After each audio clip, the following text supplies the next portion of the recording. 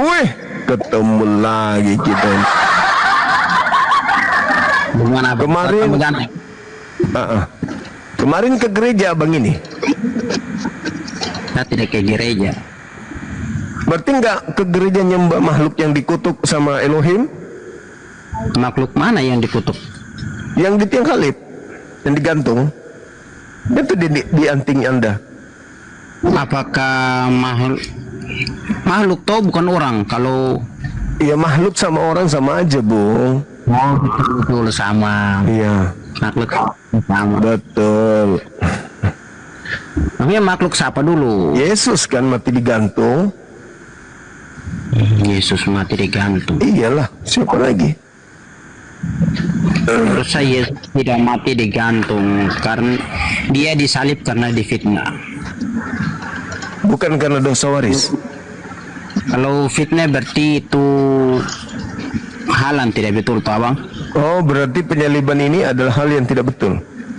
Bukan, alasan disalib karena hal yang tidak betul. Sebenarnya tidak boleh disalib, tapi karena difitnah makanya disalib.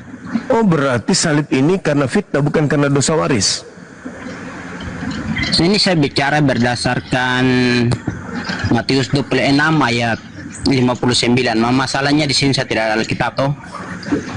Jadi coba abang baca, abang di situ ada Alkitab, abang coba baca Matius 26 ayat 59. Ya, di situ dikatakan bahwa mereka, 59. iya, mereka melakukan mereka memiliki kesepakatan untuk membunuh Yesus dengan cara tipu muslihat, kesaksian palsu. Abang baca, abang kalau ada Ya, abang buka agama kan bunyinya begitu. Matius 26 nomor 59 itu bunyinya gitu. masalah tidak seperti itu abang. Begitu bunyinya. Masa enggak? Coba abang tunjuk, abang kan abang live buka room tentang perdebatan antar agama. Matius 26 itu di data nomor 59 itu jelas begitu bunyinya. Imam kepala seluruh mahkamah mencari kesaksian palsu terhadap Yesus agar ia dapat dihukum mati, kan gitu. Betul? Benar? Berarti Kurang lengkap. Coba abang ada Alkitab, abang juga tunjuk ke baca, kita sama-sama dengar tuh abang, karena abang buka room untuk diskusi begini kan pasti punya persiapan. ya begitulah dalilnya bunyinya di data nomor Ya coba abang 59. tunjukkan baru baca toh. Apa salahnya abang tunjukkan baru baca? Ya di situ sudah jelas sekali kok. Masa nggak tahu? Anda kan sudah mengetahuinya. Masa imam-imam kepala? Kalau saya mau bicara ini pun takut saya salah hafal ayat tersebut toh. Imam-imam kepala malah seluruh mahkamah agama kemudian mencari kesaksian palsu. Untuk apa? Agar Jadi Yesus mati dari kayu salib itu.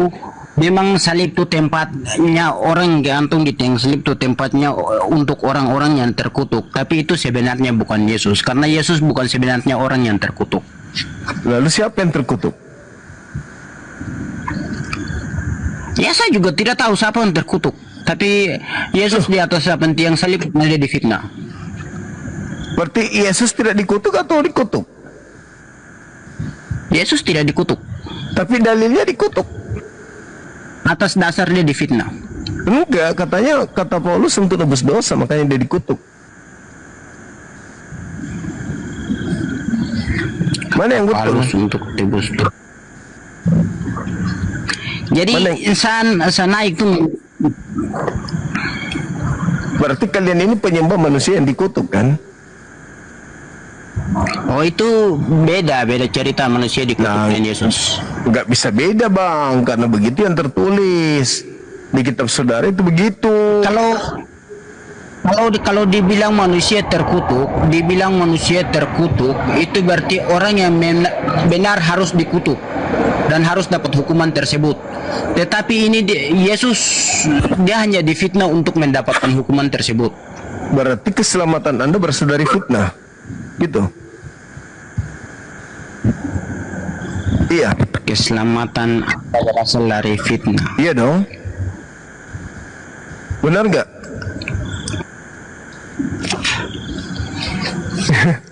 berasal dari fitnah orang-orang Yahudi sehingga Anda selamat, betul nggak? Betul nggak, Bang? Ya dari itu semua, makanya ada hikmatnya untuk lewat kematian dia, lewat Tuhan Yesus disalibkan, dia mati, dikuburkan, dan dia bangkit kembali. Itu bertanda bahwa iman umat Kristen sudah menang di atas maut, begitu. Iya. Berarti Anda menyalahkan. menerima salib dari orang-orang yang membenci Yesus. Marah tiba-tiba besar. Iya kan?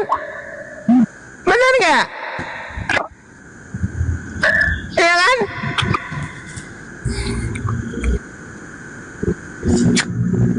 Iya kan? Sakit.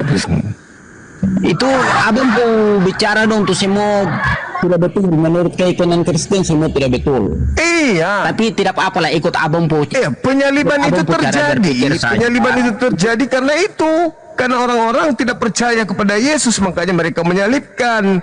Dan setelah mereka menyalibkan, mereka menuliskan Yesus mati dengan jalan kutuk. Berarti Anda menyembah manusia yang dikutuk. Siapa yang mengutuk Yesus, Bang? Nah itu sebenarnya saya bertanya kepada abang, kalau abang bilang Tuhan Yesus mati terkutuk, siapa yang mengutuk Yesus? Elohim.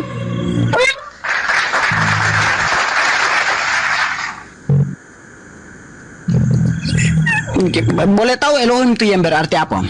Elohim itu Tuhannya Yahudi. Karena kalau ini saya tanya Elohim menurut artinya abang. Kalau dalam Alkitab tuh setiap nama yang di dalam Alkitab tuh pasti punya arti. Kalau menurut abang punya arti, jangan sampai berbeda dengan yang dalam Alkitab. Kalau berbeda berarti apa nih, kita bicara tentang orang yang berbeda. Elohim artinya Tuhan-Tuhanan atau kumpulan Tuhan. Tuhan-Tuhanan. Ya. Kalau Elohim menurut abang bertuhan-tuhan, berarti beda deh Elohim yang abang sekarang pikir. Beda-beda.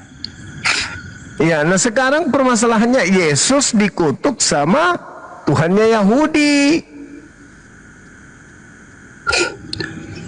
Tuhannya Yahudi itu siapa? Orang Yahudi menyebutnya Hashem Yot-Heh-Vaveh. Yang berarti? Yang berarti nama itu. Karena setiap nama dalam Alkitab itu pasti punya arti. Oh ya? Kalau abang tahu Yot-Heh-Vaveh, Yot-Heh-Vaveh itu artinya yang ada, yang akan ada. ini semua tidak betul. Memang tidak betul, begitu makanya bicara suaranya. hal semua tidak Itu betul. makanya. Jadi apa artinya Yot-Heh-Vaveh? Sama saja saya omong dia arti di orang yang tidak paham Alkitab. Begitu. Jadi artinya apa?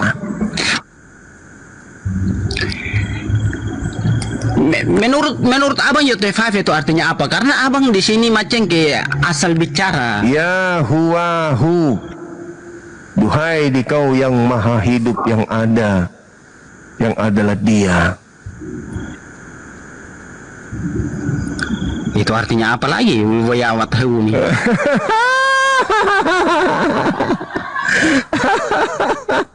Jadi Anda menyembah makhluk yang dikutuk oleh Tuhannya Yahudi. Tunjukkan siapa sebenarnya. Tunjukkan siapa sebenarnya apa nih untuk Yesus. Tuhannya Yahudi. Tuhannya Yahudi itu siapa? Yot-Heh-Vaveh. Yot-Heh-Vaveh. Ya. Itu menurut ini apa nih tanya menurut pandangan abang. Yot-Heh-Vaveh itu kalau dia arti itu abang tidak tahu. Jadi Yot-Heh-Vaveh itu sebenarnya dia tempat di mana? Di langit. Bertahta di atas langit. Di langit. Bertakhta di atas langit. Iya. Jadi kalau abang punya apa nih, Tuhan bertakhta di mana? Di singgasananya, di Arsy. Di mana? singgasana namanya Arsh. Namanya Ars. Ya, kalau di Yahudi di Orang ketubin. dalam siapa orang yang pernah ke sana semenjak dia hidup yang bersaksi dalam kitab Abang? Nggak ada yang pernah ke sana. Ke Ars itu nggak ada. Terus buat apa manusia hidup di dia menceritakan tentang hal yang tidak manusia ketahui? Iya, untuk orang imani. Sama saja imani kalau tidak tahu. Lah, justru karena tahu makanya diimani. Tahu dari mana? Dari wahyu Al-Quran. Dari wahyu Al-Quran. Ya, Wahyu Al-Quran tuh apa nih? Datang dari mana? dari Allah. Dari Allah. Allah tuh di mana? Di atas, di Arsh. Di atas, di ars. Apa nih Al-Quran datang tuh apa nih langsung dengan sendirinya datang atau ada orang antar atau Roh cara Kudus. bagaimana? Roh Kudus yang antar. Roh Kudus yang antar. Hmm. Dalam Abang punya iman juga ada yang namanya Roh Kudus. Ya, justru kami lah yang punya Roh Kudus itu. Kristen nggak ada. Oke. Roh Kudus itu yang berbentuk apa menurut Abang keyakinan? Tergantung, dia kadang datang sebagai manusia, datang sebagai malaikat, tergantung. Kadang dia datang sebagai manusia, kadang dia datang sebagai malaikat. Oke? Iya. Dia datang tuh dengan saat seperti bagaimana dalam keadaan apa? Pada saat kemudian Nabi Muhammad menghadapi masalah yang membutuhkan aturan. Berarti Roh Kudus apa nih datang dalam rupa apa saja di saat Nabi Muhammad membutuhkan? Iya. Datang dalam rupa manusia kadang. Dalam rupa manusia di saat Nabi Muhammad membutuhkan. Kalau orang lain membutuhkan? Sama. Ketika Nabi Muhammad menghadapi masalah di tengah-tengah kaumnya dan ada hal yang harus disampaikan oleh Allah terkait dengan kemaslahatan hidup manusia sampai kiamat. Jadi Allah bagaimana? Ulang. Allah mewahyukan Al-Quranul Karim sesuai yang dibutuhkan oleh manusia sebagai petunjuk menuju ke surga. Minta maaf Abang, omong pakai bahasa Indonesia saya supaya saya paham. Jangan pakai bahasa yang saya tidak paham. Ustaz tadi bahasa Indonesia orang ini. Tadi itu saya bahasa Indonesia. Apa? Coba ulang. Wahyu didatangkan, Al-Quran didatangkan sebagai petunjuk bagi manusia sampai hari kiamat. Didatangkan dari mana itu? Dari pencipta langit dan bumi. Dari pencipta langit dan bumi. Berarti kalau didatangkan berarti bukan dari atas, toh? Kalau dari atas berarti diturunkan. Ini didatangkan. Didatangkan Iya. dari mana itu? Dari langit, dari atas. Apakah dari langit disebut didatangkan? Iya, didatangkan karena dia datang dari tidak ada menjadi ada, turun ke bumi, itu datang dari atas. Kalau apa nih dari tiada menjadi ada itu dia nama sulap. Berarti Yesus ini sulap. Ini kita bicara tentang keyakinan Abang tentang Al-Quran dari mana dia Iya, datang. tapi kan tadinya Yesus juga tak ada menjadi ada. Ini bicara dari ada. Ini kita Tadinya Yesus tidak ada, tiba-tiba ibunya menghamilkan, lalu dia melahirkan. Berarti dia sulap. Tidak, menyangkut Abang tadi mengaku bilang dalam Abang pu kitab juga dalam Abang pu keyakinan juga ada yang namanya Roh Kudus. Ya kan memang Roh Kudus itu hanya di Islam, kalian cuma ikut-ikutan menyebutnya. Dari mana buktinya? Dari mana Abang tahu kalau kami ikut-ikutan? Lihat, karena dalam bahasa Yunani bukan Roh Kudus yang tertulis hagios atau hagion, artinya hantu suci. Kalau diterjemahkan ke bahasa Indonesia? Hantu suci.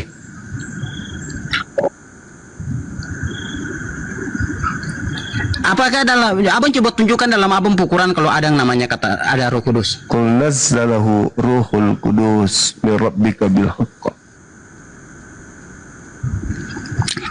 Itu kan di dalam dua orang Arab di setiap video juga ada Ya. dua orang Kan Arab Kristen. Al-Quran. Anda katakan Al-Quran. Mana ada dua orang Kristen mengatakan Roh Kudus, ada aja. Sekarang saya tanya, apakah Roh Kudus lebih dahulu dalam Alkitab atau Al-Quran? Lebih dulu kepada Nabi Musa alaihissalam. Saya tidak tanya kepada siapa, kepada kitab mana. Lalu datang ke Nabi Isa alaihissalam. Saya tidak tanya kepada siapa apa nih Roh Kudus Lalu itu apa nih datang kepada datang, Nabi tapi di kitab Muhammad. mana lebih dahulu tertulis? Di kitab mana lebih dahulu tertulis? Di kitab saya dong. Di kitab mana lebih dahulu tertulis? Di kitab saya lah. Oke. Apakah Injil dan Taurat lebih dahulu ada atau Quran? Ketika Taurat datang dia bahasa Ibrani, Injil bahasa Aram, Ya. dan Al-Quran bahasa Arab. Tiba-tiba penjajah datang membawa buku berbahasa Belanda diterjemahkan masuk ke dalam bahasa Arab, yaitu Roh Kudus. Tadinya Pneuma Hotheos. Kalau begitu abang coba tunjukkan yang mana apa nih Injil sebenarnya dan Taurat sebenarnya. Itu kitabnya orang Yahudi, bukan kitab saya.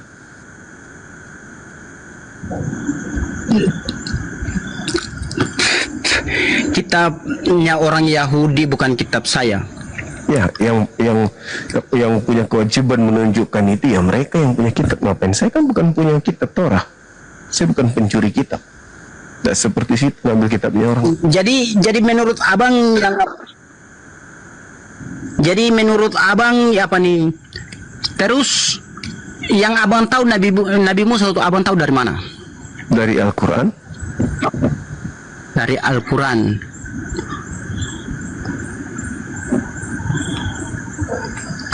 Itu berarti sekarang semua ini dalam kaimpu Alkitab juga ada nama Nabi Musa, dalam abang pu kitab juga ada nama apa nih Nabi Itu Musa. bukan Berarti kitab Anda, itu kitabnya orang Yahudi.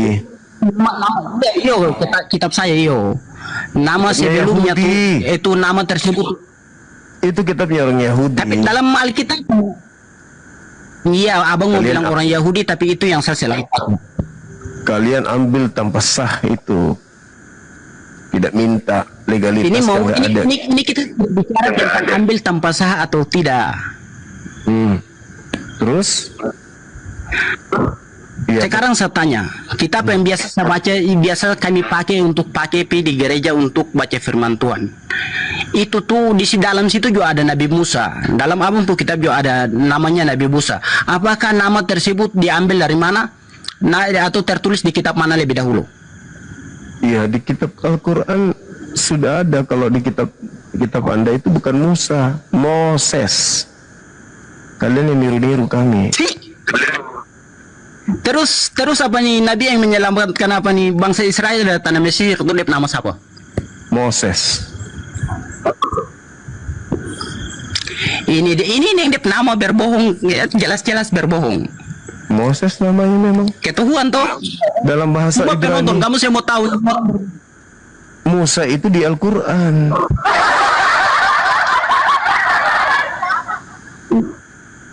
Abang coba tunjukkan. Kalau apa nih Wa is qala Nabi Musa Mat- liqaumihi ya qaumi lima tu'zunani wa qad ta'lamuna anni rasulullahi ilaikum. abang pakai lebar saya tidak mengerti. Nah, makanya jangan bahas Al-Quran. Karena Al-Quran itu bahasa aslinya. Kecuali surat-surat kepompong, cuman terjemahan. Iya, abang perlu bertanya itu di antara itu dua kitab tuh hanya itu satu nama saja. Apakah Quran yang menciplak atau Alkitab yang menciplak? Nggak ada yang jiplak. Al-Quran saya Terus mengatakan Quran- Musa. terus Quran apa? Kitabnya orang Yahudi mengatakan nih? Moses. Kalau saya kasih tunjuk dalam apa nih Alkitab kalau ada nama Musa? Silakan Anda tunjukkan kalau ada. Abang buat perjanjian, saya kasih tunjuk kalau betul abang buat apa? Tutup abang perum. Saya cukur kumismu pakai kacang kuno. Tidak, abang ngomong betul. Kalau tutup abang perum betul saya kasih tunjuk. Iya, silakan. Oke. Semua penonton saksikan ya. Iya.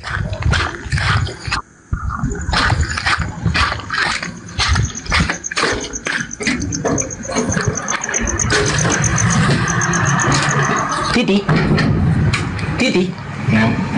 Titik apa nih, buka titik pola HP dulu ini, dia ada om nggak kasih tunjuk apa nih nama Musa dalam Alkitab, kok dia foto dia perum deh.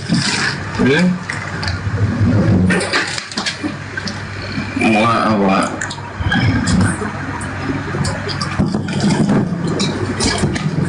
Oh, ya Alkitab. Ah, Alkitab.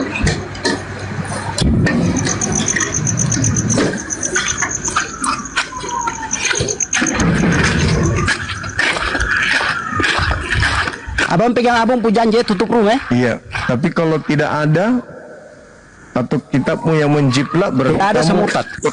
Oke. Tidak ada kitab lebih apa nih yang menciplak apa nih abang pu kitab. Karena setiap kitab Oke. lebih dahulu ada. Oke, kita buktikan aja nanti.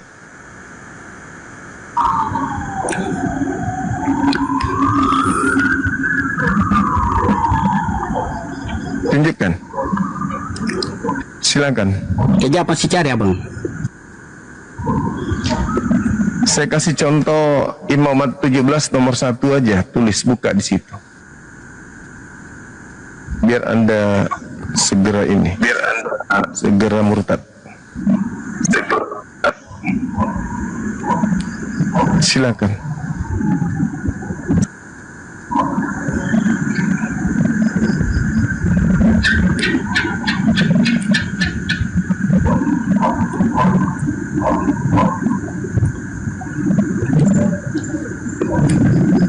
Silakan abang, masih lama. Imamat 17 nomor 1.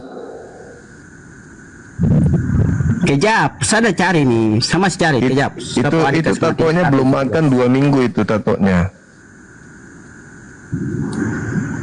Itu di telinga juga ada tergantung lambang kutub, lambang antikristus. Abang pegang janji dalam Alkitab. Imamat 17 nomor 1 baca.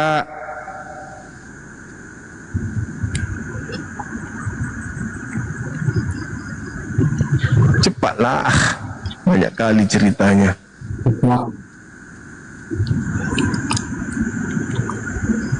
Udahlah, lama kali bah. Ini siapa hari ke hari itu? Ayolah. Masih lama. Kejap. Ah, Masih ini saya mulai dapat ini. itulah bukti nggak ada Roh Kudus di situ. Ini nantangin kucing makan ikan. Sementara dia sendiri adalah